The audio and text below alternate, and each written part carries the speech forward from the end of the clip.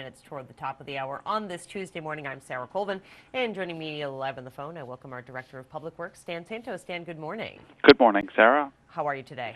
Very well, and yourself? Very well indeed. It's nice and warm out there. I like it. Yeah. Good stuff. Yeah. So a number of things to talk about. Why don't I start with talking about the closure of the transfer station? I understand it's going to be closed tomorrow. Why is that? It's not going to be closed tomorrow. It's going to be closed a week from tomorrow. A week from tomorrow. On December 3rd. It usually opens at 7. Okay. But it's going to be closed from opening until 12. Okay. And the reason we're doing that is it's important that I, as the director, get my staff together at Public Works on some basis. And we have a number of things we want to go over with the staff, including a lot of training and safety briefings with the upcoming snow and ice season. Want to make sure we bring everyone together. So we're taking this opportunity as a training and information session, so we have the entire staff together. Because if we leave, certain people out of it, then we have to have separate briefings, and they may not get the information and the benefit of the question and answer process that goes. So what Rob Steen, my assistant director, and I will be doing is bring in all 130 people that we have working for Public Works together at the town hearing room and go through a morning of training and information and question and answer. It's just a good thing to do for the organization on not really frequent basis, but occasionally. Indeed, really always good to get everybody together, and I like the idea of not doing 2 sessions or 3 sessions. Really just stopping operations for a little while and getting everybody together so you all can be on the same page. Yeah, and it's just because of the work we do. Some of our operations are 24/7, like the wastewater treatment plant. I mean, those operations have to go on, so we can't get 100%, but we'll be awfully close. And if you think other small groups. I don't know, finance, or even your organization, it's a small amount of people. You can steal away time and, all talk. But it's really hard with infrastructure folks to take this opportunity. But I appreciate the town manager's willingness to allow us to do this, and I think it'll be good for all hands. Absolutely. So again, as I said, it's not tomorrow. It's next Wednesday, and the station will be open later, but it will be closed until noontime. Open at noon, and we're going to put out signs there and press release, and hopefully everyone will get the word, and it's not too inconvenient as long as people are aware. They just have to go in the afternoon or the day before or after. Right, and staying on the transportation or the transfer station theme, I understand there are going to be some changes that are taking place at the transfer station in regards to solid waste after the first of the year. Yeah, we have a few changes, some procedural and some with fees. The first is for those that want to use the Transfer and Recycling Center for just recycling, which is free. It's the town allowed that several years ago, that anyone who just wants to recycle and not throw their residential trash away, it's free. And in the past, they could just drive in and do that.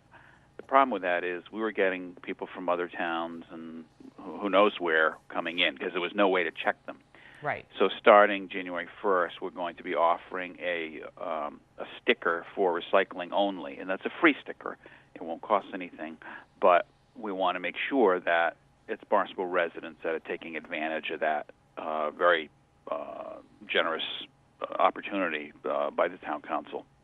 Indeed, and certainly makes sense. So again, the sticker is free, but it's just so you guys can keep an eye on who's coming in and out and recycling and making sure that it is our residents that Exactly, and that, and we can collect data. We know. I mean, right now, if someone asks us, how many people recycle that don't bring their trash here, we don't really know. We've done traffic counts, but again, that just counts the number of cars. I'm not sure where they're coming from. So this will help us refine some of that information that we want to use as we develop the facility and move ahead with perhaps some different programs. The other big thing we're doing starting January 1st, which I think is going to be of great convenience to our residents, is what's called single stream recycling. And what that means is all the recycling will go in one bin. Yep. Right now, if you use the facility, we have you separate out paper and tin and plastic and glass, and we have 2 different colors of glass, and that's called source separation recycling. The one thing we may have separated out is corrugated cardboard. We're still trying to work through that, only because it has a lot of value, and if we can keep that out and clean and separate, we can get some revenue back for that corrugated cardboard. But everything else, we're just going to go into one bin, all the paper, plastic, cans, bottles, and that way people don't have to have separate bins in their cars and in their homes. And we think, and it's been shown in other communities, that it is a much more convenient way. And we rely on the vendor, the folks that are taking the recyclables, they'll separate it out at their facility. Indeed. I really think, Dan, this is going to be a huge plus for residents of Barnstable, and I think we're going to see an uptick in recycling because of this. I just think about my own recycling habits, and when I use the transfer station, I just throw everything in the same bin at home, and then when I go to the transfer station, I'm running back and forth between all the... It's kind of a pain. So it'll be nice to just take that bin and dump it and be done with it and feel good about recycling. Yeah, we did I'll just touch on it briefly. We did a solid waste survey recently where we had a company come in and they asked people if we could take their trash before they threw it away, and the trash and recycling. So we had tables set up, and the people that said yes, they left. We just took their recycling and their trash, and we weighed the recyclables and saw what it was. We opened the trash, and we wanted to see what in the trash was recyclable, and that people weren't recycling even though they could have been. And the results are pretty shocking that our recycling, or it's called the recovery rate, how much of that material is recoverable or recyclables, is very, very low.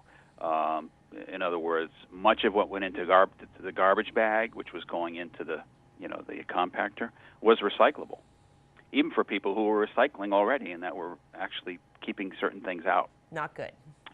So that was some very interesting information, and we're using that as part of our overall look at how to improve the experience there and how to save money, and that includes an analysis of pay as you throw, which my staff has undertaken and been working on for the past several months. And as more information on that develops, I'll be sure to share it with you all and others. Indeed. I do understand, Dan, that the fee for the sticker, the sticker fee for the transfer station is going up, but that sticker that we buy in January will be good until June 30th of 2016. Yeah, well, it's not been approved yet, but Okay. We had a hearing last week with the town manager, and we proposed a sticker price of $210, and that will go, as you say, it'll be for a year and a half. Now, the couple of reasons for this. One is the cost of our disposal, as we've talked about in the past, is going way up with a new contract. That's just a fact of life. So we've got to increase our rates for that. But we wanted to align the sticker with the fiscal year, because what happens is, the fiscal year starts July 1st, and we don't start collecting money until January 1st. So the income wasn't aligned with our expenses. Right.